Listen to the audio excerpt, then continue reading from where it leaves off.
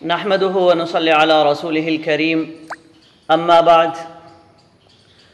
رمضان المبارک کے بعد اسلامی سال کا پہلا مہینہ محرم الحرام بہت زیادہ اہمیت اور فضیلت والا مہینہ ہے۔ اس مہینے کی فضیلت کو دیکھتے ہوئے اور رسول کریم صلی اللہ علیہ وسلم کے اس مہینے میں معمول کو پیش نظر رکھتے ہوئے لوگوں کو چاہیے تھا کہ وہ اس مہینے میں زیادہ سے زیادہ عبادت کریں، خاص طور پر روزوں کا اہتمام کریں، لیکن ایسا نہیں ہوتا، بلکہ اس مہینے کو شرکیہ اعمال کا مہینہ بنا ڈالا۔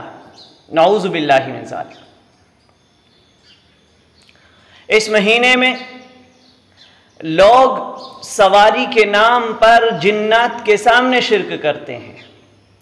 حضرت امام حسین رضی اللہ تعالی عنہ سے عقیدت کے نام پر ان کے روزے کی شبیہ بنا کر، ان کے روزے کی پرتما بنا کر اس کے سامنے منتیں مانگتے ہیں، اپنی مرادیں مانگتے ہیں اور شرک کا ارتکاب کرتے ہیں۔ لوگ حضرت حسین رضی اللہ تعالی عنہ سے محبت کا دعویٰ کر کے اور ڈھونگ رچا کر وہی کام کرتے ہیں جو قاتلین حسین نے کیا، ماتم مناتے ہیں، نوحہ خوانی کرتے ہیں، گریہ وزاری کرتے ہیں۔ اور اس مہینے کو جو برکت والا، عظمت والا، فضیلت والا مہینہ تھا، اس مہینے کو نحوست والا، ماتم والا اور طرح طرح کی بدعت و خرافات والا مہینہ بنا دیتے ہیں۔ حالانکہ جب ہم اس ماتم اور تعزیہ داری کی تاریخ پر نظر ڈالتے ہیں تو ہمیں یہ پتہ چلتا ہے کہ یہ ماتم، یہ نوحہ خوانی اور یہ گریہ وزاری دشمنان حسین رضی اللہ تعالی عنہ نے سب سے پہلے کی ہے۔ سن 61 ہجری میں جب حضرت حسین رضی اللہ تعالی عنہ کی شہادت کا واقعہ پیش آیا تو آپ رضی اللہ تعالی عنہ کے اہل خانہ کو، گھر والوں کو یزید کے محل میں لے جایا گیا۔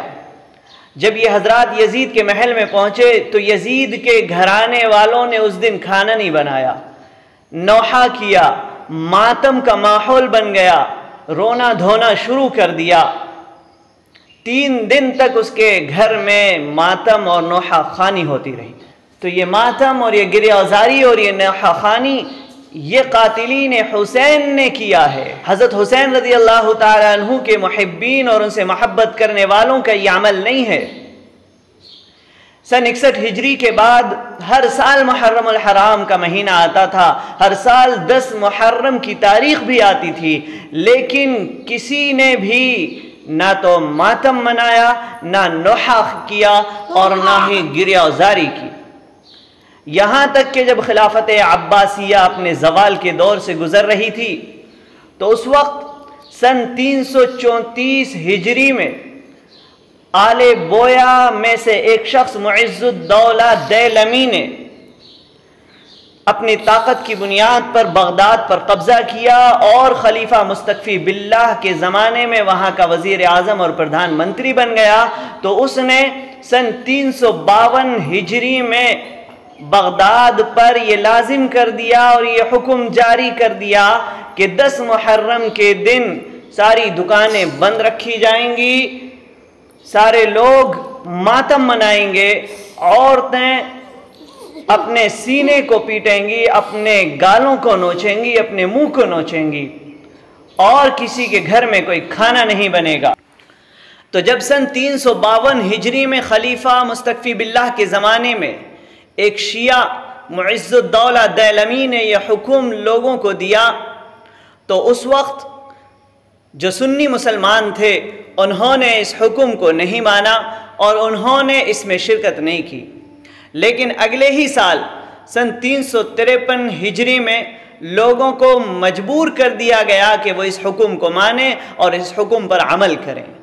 تو اس سال بہت زیادہ خون ریزی ہوئی اور بہت زیادہ لوگوں میں آپس میں جھگڑے ہوئے، کیونکہ بغداد کی اکثریت سنی مسلمانوں کی تھی اور خود خلیفہ مستکفی باللہ بھی سنی تھا۔